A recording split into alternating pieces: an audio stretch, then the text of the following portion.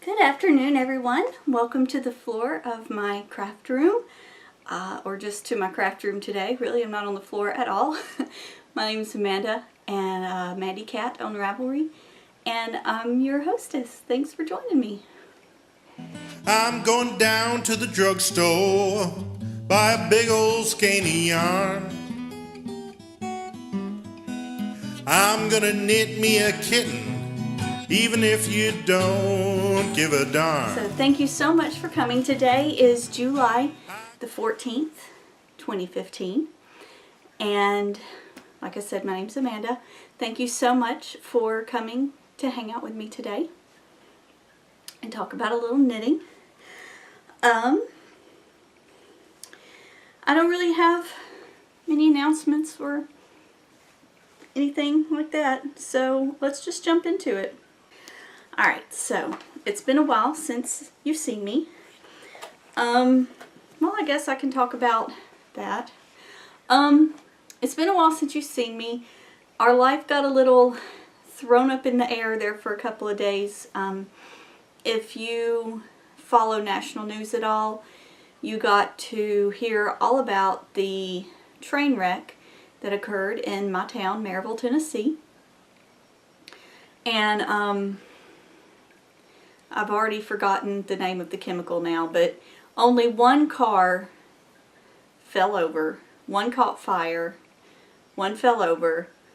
The one that fell over was carrying a noxious chemical that is flammable and is a gas, and it's used in making plastics, I know, like acrylic. And so we unfortunately live within the 1.5 mile radius of where that occurred, so we got to be evacuated, and that was a lot of fun. That happened on the same day that I got to take my blood glucose tolerance test, which was interesting. So, a lot happened that day. We were only displaced for, one night. We got our reverse 911 call. This is one reason to keep your landline, guys. The way they contacted us was through what's called reverse 911, where they send an emergency message out to everyone in the affected area that needs to get a message. They send this recorded message out via the landlines. They did go around door to door, knocking on all the doors in case people didn't have a landline. But I later found out that there were a couple of houses that got missed that didn't have landlines. So it's an important thing, it seems, after all, to have that landline. Pay the extra $5 or whatever and keep it, even if you don't ever use it. But so that was a lot of fun. That was an adventure. And everything's better now, they thought. They think that maybe some of the well water around here has been affected. My husband went down to our green belt. There's a creek that runs right near where that happened that flows into the major creek that our green belt is built along. And my husband went running there. He said you could definitely smell that it was different. So we're still trying to come back from all that, but the town handled it fabulously. The churches came together with water for those affected. The Red Cross had a shelter set up within like 3 hours of them deciding to evacuate the smallest radius first. And I don't know, I feel like it could have been a lot worse. But anyway, so that's my big exciting thing that happened. In the meantime, I know some baby girls that have been born, and I've been knitting for them. And this is my finished object today as well. I knitted this little baby bonnet for my coworker.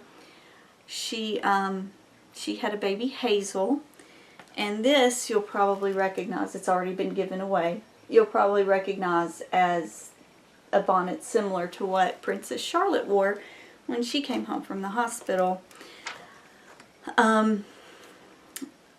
So that was, I followed the pattern. I'm out of practice, can you tell?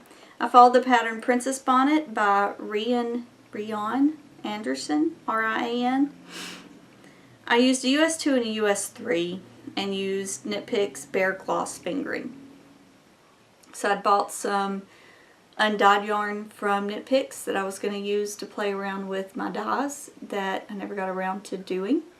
So I used that for this pattern. And so I think the pattern calls for a light fingering and for you to use a US 2.5 and a US 2. I don't have a US 2.5, so I decided 3 would be fine. Excuse me. My the gloss fingering is definitely more of a fingering than a light fingering, and because of this, when I finally stopped to check my gauge, it was way off.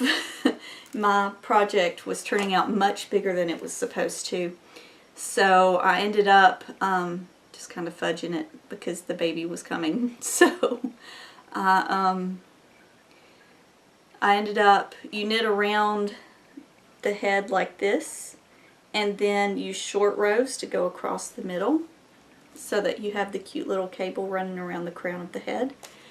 And I ended up, I don't think I even knit 2/3 of what it called for, number of pattern repeats. And then, like I said, just kind of fudge the numbers using ratios to figure out how to start doing that crown. And it worked out great. And then I used my US 2 for a folded brim around the front. I could have done around the back as well. Or she also gives you a pattern to use some rib to pull, you know, kind of go back along the edge with some ribbing to pull it in against the neck. However, since mine was so big, I didn't feel like anything else along the neck was needed. And so I just left that as is. I used my Embellish Knit, the I-cord maker, to make the little ties. And I think it turned out pretty cute. The mom thought it was cute, so that was good. So, that was that. That's my FO for the day, or for the last 3 weeks. I've been working, I feel like I've been knitting like crazy and not knitting at all. Does anybody ever have this feeling too? Like, I feel like that's all I've been doing in my spare time, but on the other hand, not. Like, I could be still knitting more. I don't know. I went gangbusters on my Smoky Mountain Gratitude. So this is a gratitude shawl written by Deb Anderson, Oblivious Knits. And I have finally made it. I guess the last time you saw it, I was in that light blue area. So there was a blue-green stripe, and now I'm in the final stripe of the green. It is getting, it's growing substantially. Yeah. This is all that I have left. It had to move up to a bigger bag even. This is all the yarn I have left. So this yarn is by Moon Holler. It's her Mandocello base, and it's in the colorway Hills of Home. That was a special colorway last year for the East Tennessee Yarn Crawl. And I'm ready to have it done. I feel like I've been working on this forever, but I haven't really. It's just all the garter stitch. It just feels like it's never going to end. This is on a US 7, a 4.5mm needle. And I'm using my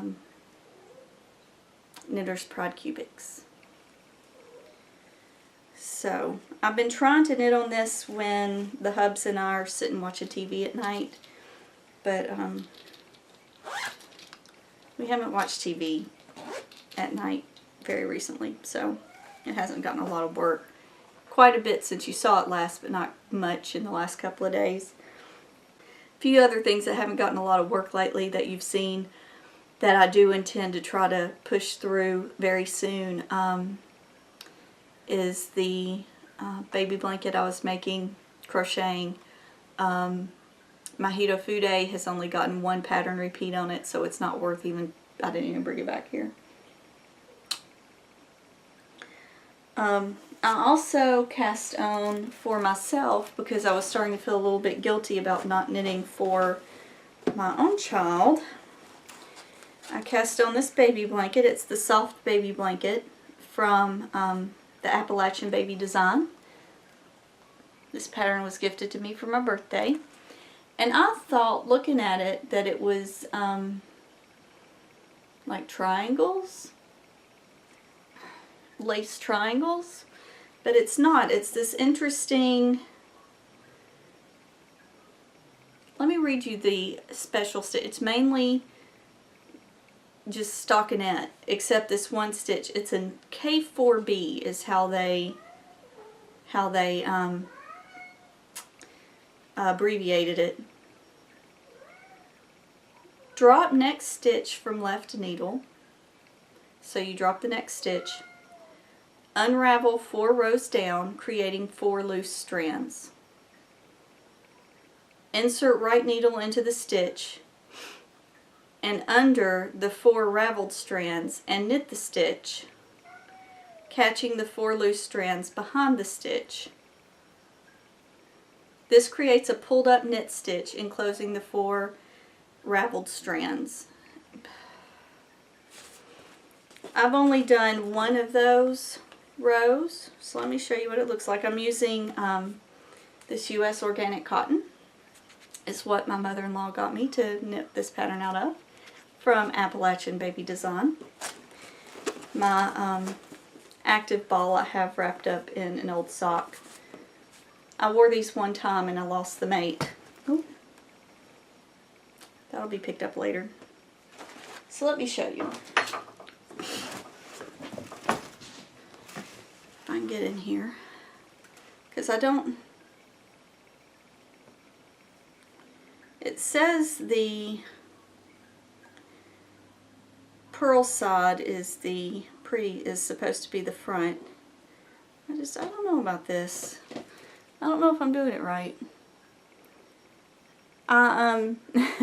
When my mother-in-law was picking this out, she described what kind of things I knitted, and I think they ended up looking me up on Ravelry, or maybe through the podcast, and linked through to Ravelry.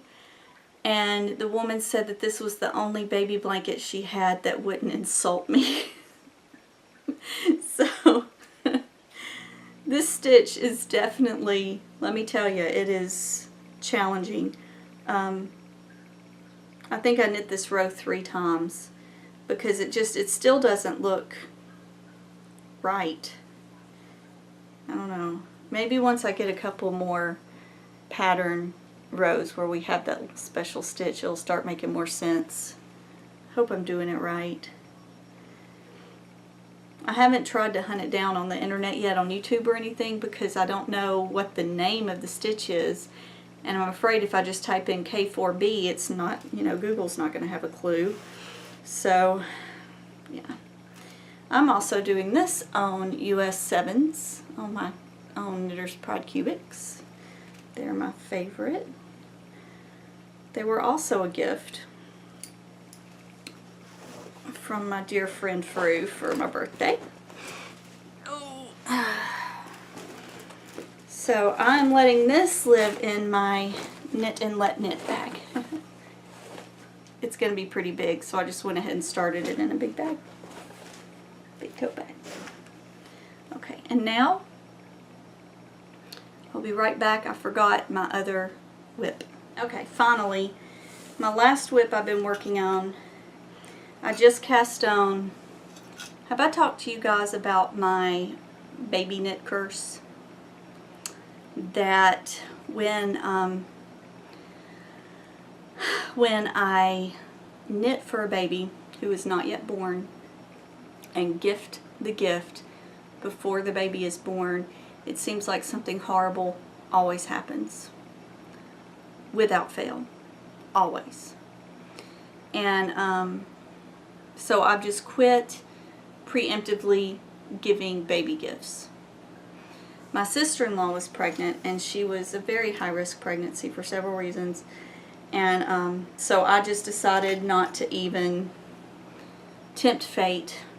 I did not want to bestow the knitting, the Amanda Baby knitting curse on her.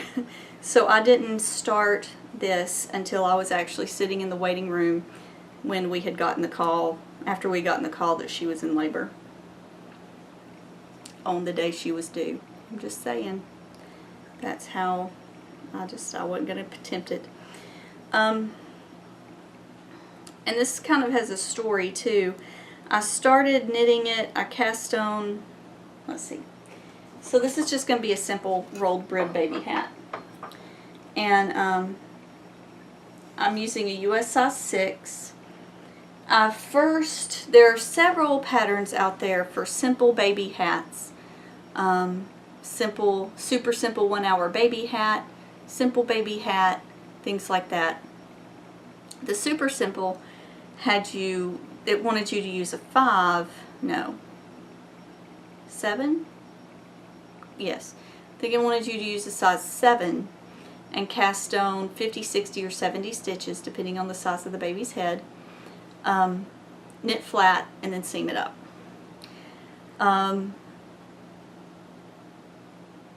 So I originally started, because I knew this baby wasn't going to be just real big, I originally started with 50 stitches. Well, that was like a preemie size hat. I got halfway done and I went, no, this won't do. And so I went looking at the other baby hats, because I've knit one in the past and I was like, I don't think this is the one I followed, because the one I followed didn't have you knit flat. So I went back. I've been knitting in the round the whole time. I went back and found the one that I've linked to. I didn't write it down, and again, my Wi-Fi back here is horrible. I think it's just a simple baby hat, and if you just type in simple baby hat and choose fingering in Ravelry as your weight of yarn, it'll be on the top line, and it's a dark blue hat. I know I'm being no help. This will be in the show notes. Linked in the show notes. So I went back and looked at that one, and it wanted you to cast on 80 stitches. And so I did that and got about this far again, and I was like, that is a monster baby head. Monster. Huge. Too big. So I compromised and I cast on 65. I think. It was a slow day at work on Sunday, and I was doing this then. And I think I remember casting on 65, maybe 70, somewhere in there. And this is how far I've made it. Again, I feel like I've been knitting like crazy and not knitting at all, but this one would have been done had I not ripped it out twice. You may recognize the yarn if you've been with me a while. This is the same yarn I made my sister-in-law shawl out of for Christmas. And then the same colorway I made a hat for her birthday. And I thought she would appreciate having a little twinsy baby hat that matches her stuff. Pick that back up. So, this was Gail's art in the cardinal colorway in some fingering base of hers. So, yeah. I think it'll be cute. And I still have some leftover DK that I was thinking about making some little leg warmers to match. Let's see. So that's that. Get some water.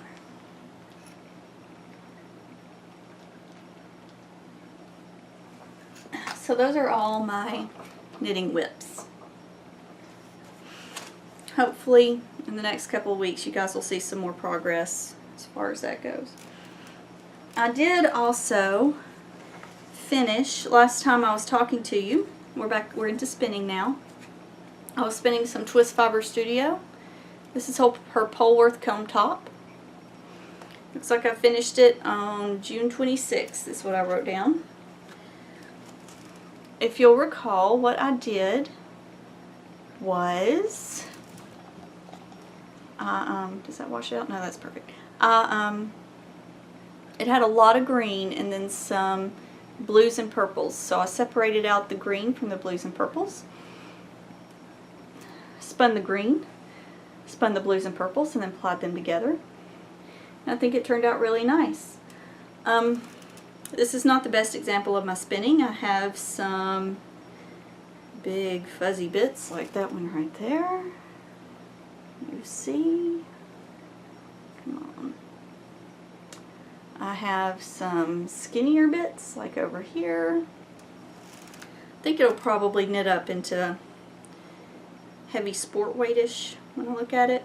The one thing I am proud of about this, even though it's not the best example of my spinning, I really focused because I often feel like I don't put enough ply twist into my 2-plies, and I really focused on getting more ply twist in this one. I have no idea how much there is. I didn't count my yardage because I'm a bad podcaster. But that's that. I'm pleased to have it done. I'm pleased with how it turned out. So I don't know why I'm laying it over there. I could lay it over here. I need to take a picture of it because this will be a point for Into the Wool for my team. And it's Tour de Fleece. I finished that before Tour de Fleece. I started for Tour de Fleece. This is vintage. I might as well call the colorway vintage because she didn't name it. Vintage Color Wheel. She used to do fiber once upon a time. So I have 4 ounces of her Superfine Merino in an unnamed colorway, and I'm halfway done spinning the singles. And there they are on my Acreworks bobbin, which I love. And it's, I divided it down the middle 4 ways, or 8 ways, 8 times. So it's teal, turquoise-ish, tealish turquoise, pink, and kind of a dark purple you can see there in the middle. And I'm just spinning them end to end to end, and I'm going to go back and chain ply it. I had hoped that I'm off today, and I'd hoped that I would get the bulk of this spun today, but I only got 1/8 of it spun today. So, and I spent an hour and a half, so it's spinning fairly thin, I guess. I do have this living in my fondant fiber granny square bag so that I can get 2 points for this for Into the Wool. So that's what we're doing there. And finally, we're down to acquisitions, and that's going to be the last of the knitting talk. I did break down and purchase for 4th of July. It was going to be my 4th of July knitting, and I never actually got really knitting on it. Twist Fiber Studio had this fantastic little bag, and the stars are sparkly. Can you see? Sparkly stars. So she had this cute little bag, and this yarn, it's called Rocket Pop. It's red, white, and blue with sparkles. So I had to have it.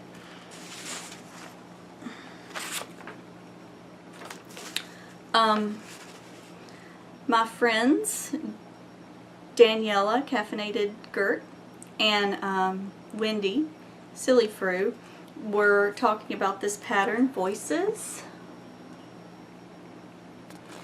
It's by Orange Jellyfish, Sarah Rosh, R-A-A-S-C-H.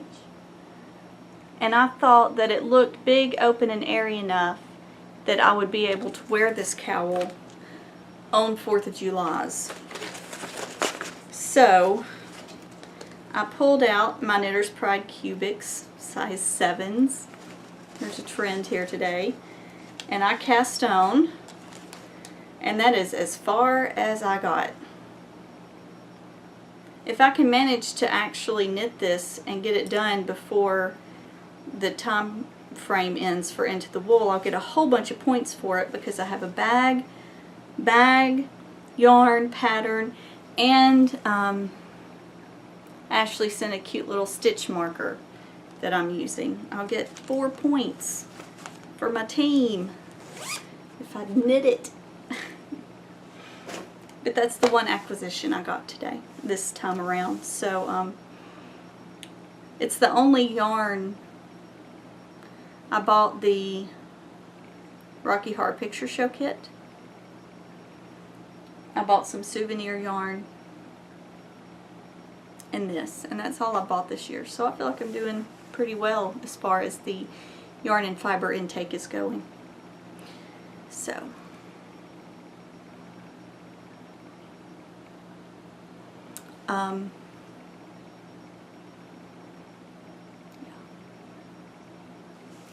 so that's all I have. One last thing, I thought, I've had people asking when you're going to get to see a picture of the bump. I haven't even taken still shots of my belly growing, and I don't know if I regret that or not, but I got dressed today in clothes appropriate for you to see the bump. So that's how we'll end. Let's see, let me move my stool so I can get back here. Alright, so there he is. There's little Isaac in all his glory.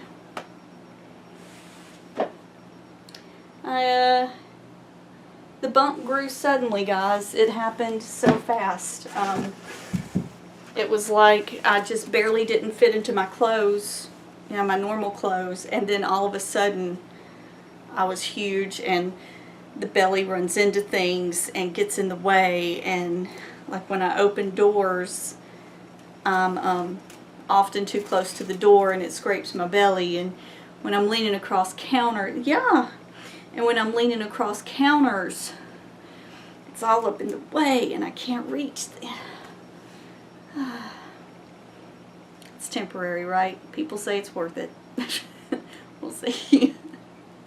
But with that, I have nothing else to talk about. So I'm going to go enjoy the rest of my day off. It was raining really hard here this morning, but the sun has come out. So I may go sit out on my front porch and do a little spinning or knitting and enjoy the rest of my day. And I hope you enjoy the rest of yours. Again, thank you so much for coming to visit me and Pippin and Isaac today.